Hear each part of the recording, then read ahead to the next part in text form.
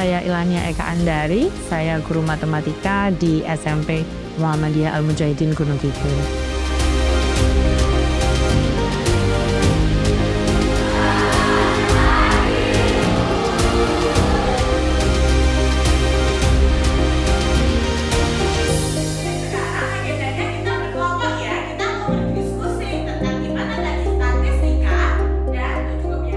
Ya, kemarin saya menerapkan pendekatan pembelajaran mendalam di pembelajaran saya.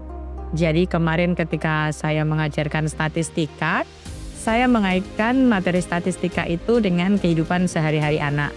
Kebetulan kehidupan sehari-hari yang saya kaitkan itu berkaitan dengan 7 kebiasaan anak Indonesia hebat. Menurut kalian kalau tidurnya setengah 10 malam tuh gimana ya? Kemudian mayoritas tidurnya jam setengah 11 misalnya. Menurut kalian berarti bagaimana ya? Kemudian apakah kebiasaannya itu sudah baik, cukup, atau perlu peningkatan? Seperti yang saya sebutkan tadi, yaitu mengaitkan statistika dengan 7 kebiasaan anak Indonesia hebat.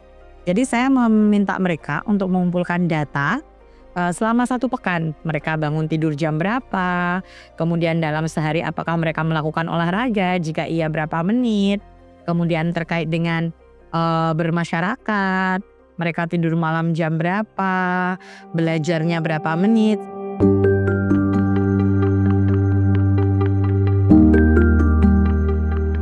Jadi saya meminta anak-anak untuk mengumpulkan data terkait dengan 7 kebiasaan anak Indonesia hebat itu selama 7 hari. Mereka mencatat setiap hari. Nah, pada pertemuan selanjutnya saya meminta mereka untuk membagi dalam 7 kelompok.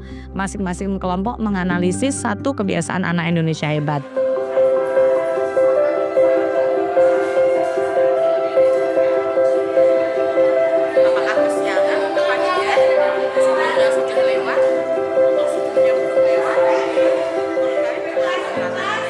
Ada yang mendapatkan terkait tidur malam, ada yang bangun tidur, dan seterusnya. Kemudian mereka dari data yang sudah dikumpulkan teman-teman satu kelas itu, mereka memanfaatkan statistika untuk menganalisis dan mengolah data tersebut. Mulai dari menghitung rata-ratanya, median, kemudian modus.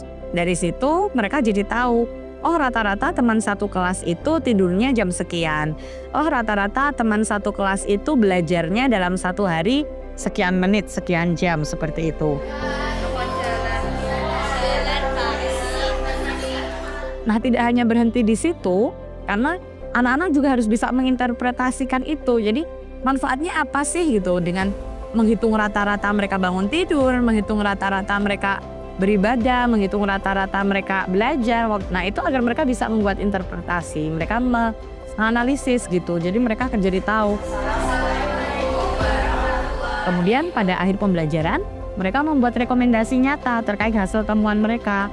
Misal ternyata olahraga itu rata-rata di kelas itu hanya 18 menit. Untuk mayoritasnya dalam sehari 0 menit, berarti mereka belum melakukan olahraga. Nah di situ mereka membuat rekomendasi nyata. Misal mereka setiap pagi harus senam, atau jogging, atau mereka olahraga bersama, membuat seperti klub voli dan lain sebagainya. Seperti itu. Jadi tidak hanya berhenti sampai mereka bisa menghitung rata-rata, median, dan modus, tapi dengan pendekatan pembelajaran mendalam, mereka harus bisa sampai menginterpretasikan, menganalisis. Mereka harus bisa memahami kenapa statistika itu penting dalam kehidupan mereka. Mereka tahu manfaatnya apa, mereka bisa memanfaatkan statistika untuk kehidupan sehari-hari mereka.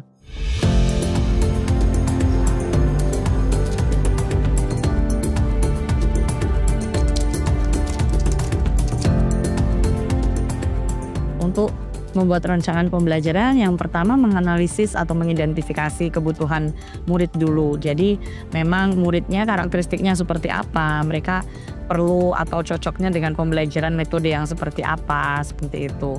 Kemudian juga dengan background-nya mereka, karena kan kita mau membawa ini dalam kehidupan sehari-hari mereka. Jadi saya juga harus tahu dulu bahwa apa sih yang relate dengan kehidupan mereka, seperti itu. Apa yang membuat dekat dengan kehidupan mereka sehari-hari, seperti itu.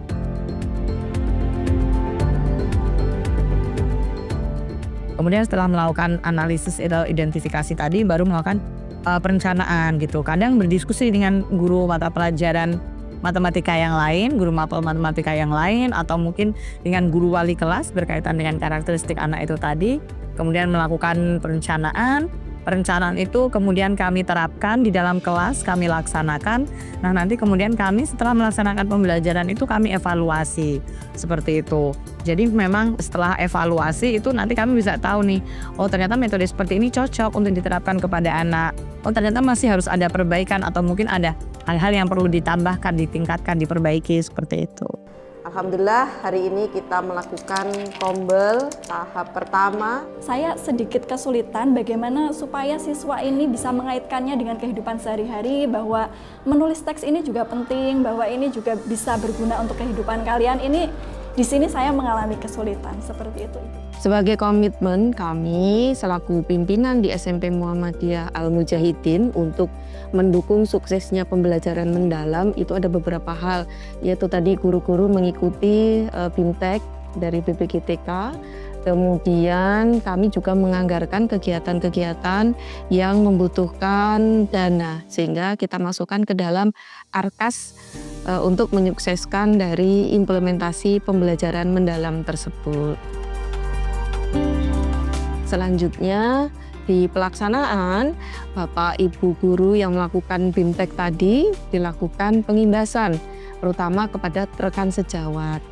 Nah, rekan sejawat ini dilakukan pengimbasan karena di jam kombel, sehingga kita menyediakan waktu di jam kombel itulah mereka mengimbaskan kepada teman sejawatnya. Data bangun jam berapa, kemudian kalian belajarnya di luar sekolah berapa lama, berapa menit. Hari ini kita mau apa ya kira-kira ya? Apa ya hubungannya statistika dengan 7 kebiasaan anak Indonesia hebat ya? Cuma sebelumnya sudah mau tanya dulu nih. Tadi kan dari 7 kebiasaan Indonesia hebat, yang nomor 1 tadi apa nak? Bangun pagi. Kenapa ya bangun pagi itu bisa bikin kita jadi anak Indonesia hebat? Kenapa ya bangun pagi itu bisa bikin kita jadi generasi hebat? Ada yang mau menjawab? Ya, Boleh Mas Badra. karena bangun pagi itu bikin kita semangat belajar dan menjadi disiplin. Itu kebiasaan kecil yang membuat kita menjadi anak hebat yang produktif. Betul, tepuk tangan untuk Mas Badra. Untuk pertanyaan pemantik yang pertama itu tadi, saya harus bisa mengaitkan materi itu dengan kehidupan sehari-hari mereka. Jadi ketika pertanyaan itu diajukan atau diberikan, anak itu jadi merasa, oh iya ya, oh kok selama ini saya nggak sampai memikirkan hal itu gitu. Jadi mereka benar-benar merasa relate gitu. Karena kalau pertanyaan pemantiknya itu tidak berkaitan dengan kehidupan sehari-hari mereka, ya mereka merasa bahwa itu hanya sekedar pertanyaan saja gitu.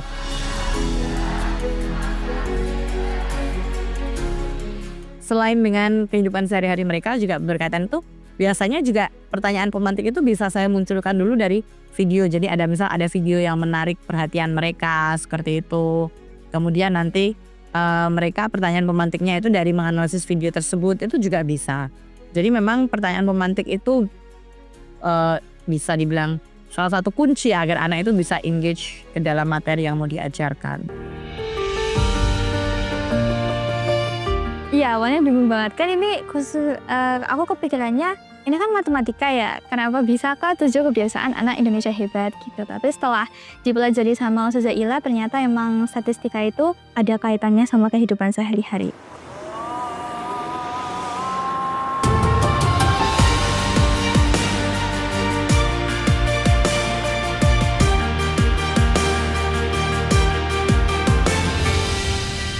Tantangan dalam menerapkan di dalam kelas ya tentunya Bapak Ibu guru harus pintar-pintar mengemas bagaimana biar materi ini itu benar-benar anak itu bisa berkesadaran, bermakna dan menggembirakan untuk anak pembelajaran ini.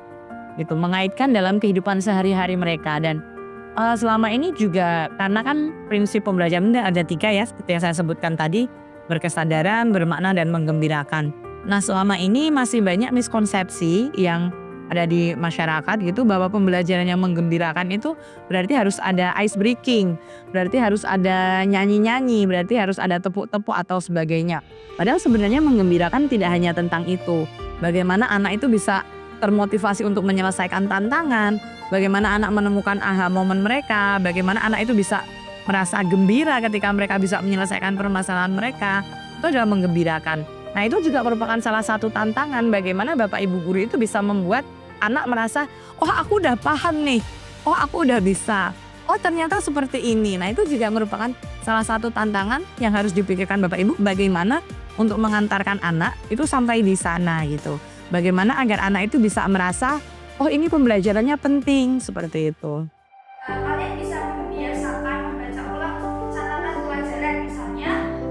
Nah jadi habis aku sama kelompokku mengolah data itu, Ustazah Zaila tuh minta aku dan kelompokku buat bikin rekomendasi gimana sih caranya buat meningkatkan waktu belajar teman-temanku di kelas. Terus aku sama kelompokku bikin 2 rekomendasi. Yang pertama itu bikin study group atau kelompok belajar.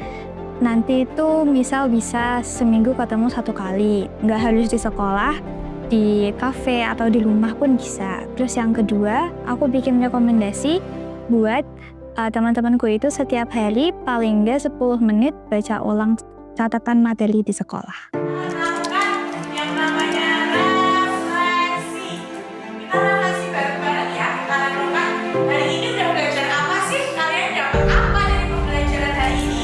Jadi nanti saya akan Terkait dengan guru merefleksikan pembelajaran dengan PM, yang pertama itu tadi, pembelajaran mendalam itu kan harapannya anak itu tidak hanya sekedar tahu tentang apa, tapi mereka sudah bisa menjelaskan mengapa bagaimana. Nah di situ kita melihat di selama pembelajaran atau di akhir pembelajaran, anak-anak itu sudah sejauh mana pemahamannya gitu. Apakah benar-benar sudah mendalam atau belum. Kalau di pembelajaran mendalam kan kemarin juga diperkenalkan salah satunya taksonomi Solo. Di situ disebutkan bahwa ketika pembelajaran mendalam itu terjadi ketika anak-anak itu sudah pada tahapan multistruktural atau relasional, atau bahkan sudah sampai di tahap extended abstract. Nah di situ bisa menjadi patokan Bapak Ibu guru untuk mengetahui atau merefleksikan pembelajarannya. Apakah anak memang sudah sampai di tahap itu, atau mereka masih sebenarnya masih di unistruktural seperti itu.